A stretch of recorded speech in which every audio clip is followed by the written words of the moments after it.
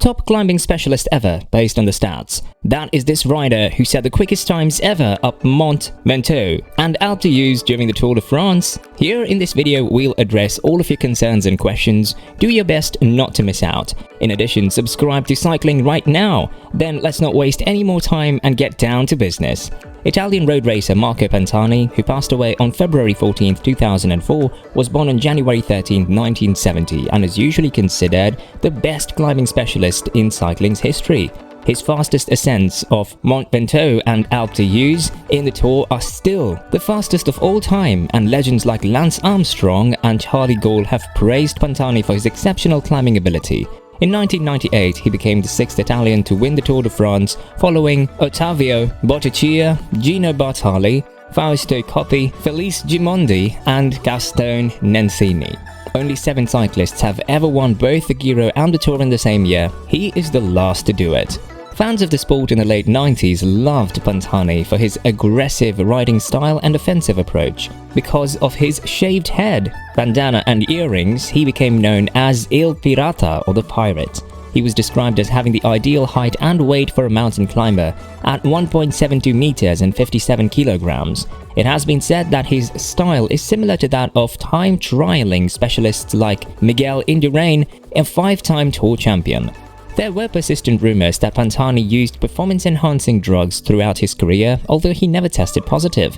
When his blood levels were off in the 1999 Giro d'Italia, he was kicked from the team. Pantani was disqualified due to health grounds. However, it was widely speculated that his abnormally high hematocrit was the result of EPO use. Pantani fell into deep despair as a result of the accusations leveled against him later on. In 2004, he overdosed on drugs and died suddenly.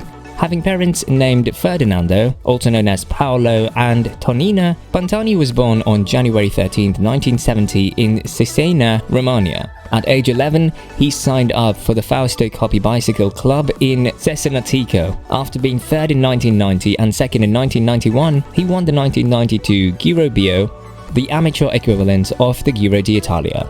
Transfer to Mercatone Uno 1997. After the famous Carrera Jeans Tassoni team lost its sponsor at the end of 1996, a new Italian squad led by Marco Pantani was founded. 10 riders from Carrera joined Luciano Pezzi's new team, Mercatone Uno, when he created the team. He also brought with him the Directeur Sportifs Giuseppe Martinelli, David Cesani and Alessandro Gianelli. In 1997, Pantani tried again to compete in the Giro, but he was hurt after the accident caused by a black rat occurred in front of him on one of the opening stages. When he finished the race, he realized he had injured the same leg muscle he had in 1995. In his return to competition at the 1997 Tour de France, he set a new record for the ascent of Alpe d'Huez and went on to win the next day's stage in Morzine. The winner was Jan Ullrich, and Pantani came in third behind Richard Virenque. At the time in 1997, Pantani rode the final 14.5 kilometers to Alpe d'Huez in 37 minutes and 35 seconds, which remains the record to this day. It took Pantani 36 minutes and 55 seconds to reach the summit in 1997, yet the actual distance of the climb is only 13.8 kilometers. In 1995, he set the record for the quickest ascent of 13.8 kilometers when he rode it in 36 minutes and 50 seconds. After Lance Armstrong's 37.36 in 2004 and Jan Ullrich's 37.41, he has the second and third fastest times with 36 minutes and 55 seconds and 37 minutes and 15 seconds respectively, from 1997 and 1994. At the beginning of the 1999 season, Pantani won a stage and the overall classification at the Vuelta a Murcia and a stage at the Setmana Catalana de Ciclismo. Pantani was in the lead of the Giro d'Italia with only one mountain stage remaining when a blood test in Madonna di Campiglio revealed that his hematocrit was 52%, which is higher than the 50% limit imposed by UCI. He was disqualified from the competition and he had to take a 2-week hiatus from racing before he could compete again. A high hematocrit reading indicates that a rider may have been blood doping with EPO, even though the test is labeled as a health check. Pantani had already won 4 stages and led the overall points and mountains categories when he was disqualified. His advantage over Paolo Cevoldelli was a comfortable 5 minutes and 38 seconds. the entire Mercedone Uno Bianchi team consequently dropped out of the competition. Pantani didn't compete again that year. There were continuous claims of doping against Pantani when he was disqualified from the 1999 Giro d'Italia for having a hematocrit reading of 52%, which was higher than the UCI mandated 50% standard. Pantani's trial for doping-related abnormal blood values at the 1999 Giro d'Italia began in April 2003, and he was ultimately acquitted. A court ordered the city of Turin to compensate Pantani for an accident he suffered in the 1995 edition of the Milano-Torino, which resulted in his having to undergo multiple surgeries and a lengthy recovery before he could get back on his bike and race again. This happened in early June 1999, just 5 days after Pantani was expelled from the 1999 Giro d'Italia. A few days after the accident, Pantani's hematocrit was over 60%, leading Italian prosecutor Raffaele Guariniello to accuse him of a sporting offense. Guariniello based his accusation on evidence from the trial and Pantani's medical records. UCI agreed to begin blood testing in early 1997, setting a hematocrit ceiling of 50%. The results did not become public knowledge until 1999. A mandatory 2-week punishment was handed out to any rider with a value greater than 50%. Although it was labeled as a health test, it was done out of concern that the athlete in question was using the illegal blood booster EPO. During the trial, investigators looked into the circumstances surrounding Pantani's high hematocrit levels, such as the 57.6% reading taken from his blood on 1st May 1995 after he was treated for an accident during training. Pantani's blood test results disappeared from the hospital folder after the accident during the 1997 Giro d'Italia, and the police did not rule out intentional removal when Guariniello requested to inspect them.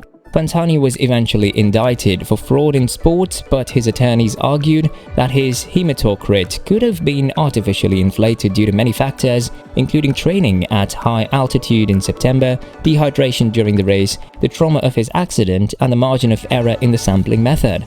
The initial proceedings were held in Turin, but at Pantani's request, the venue was changed to 4. Pantani was given a 3-month suspended sentence, but after an appeal, his case was dropped in late 2001 because the statute had not been in effect since 1999. Let's discuss Pantani's death. Pantani was found dead in a hotel room in the evening of February 14, 2004.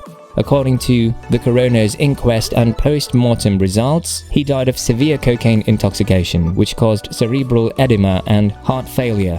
Pantani spent his final days shut away from the outside world in a hotel room, refusing to interact with anyone he knew. In an interview with the Swiss news magazine L'Hebdo, published in April 2004, Pantani's ex-girlfriend Christina Johnson said that Pantani admitted to her that he had begun using cocaine after his expulsion from the 1999 Giro d'Italia. Fabio Carlino was found guilty in 2008 for providing the ultra-pure cocaine that ultimately killed Alessandro Pantani. After the acting prosecutor had the sense that the exaggerated media coverage surrounding Mr. Pantani's death pushed the judges to an undue assignment of blame, the Court of Cassation reversed the conviction in 2011. The investigation was reopened and then closed again in 2016, and then again in November 2021 when Italian prosecutors cited roughly 50 pages of new information to analyze.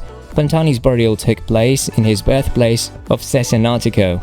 Franco Ballerini, Alberto Tomba, Azeglio Vicini, Mario Cipollini and Diego Maradona were just a few of the notables that paid their respects at his funeral, which drew 20,000 people. Pantani's manager, Manuela Ronchi, read the following passage from Pantani's passport, which he had written while in Cuba. "For 4 years, I've been in every court. I just lost my ambition to be like all other sportsmen, but cycling has paid and many children have lost their confidence in justice.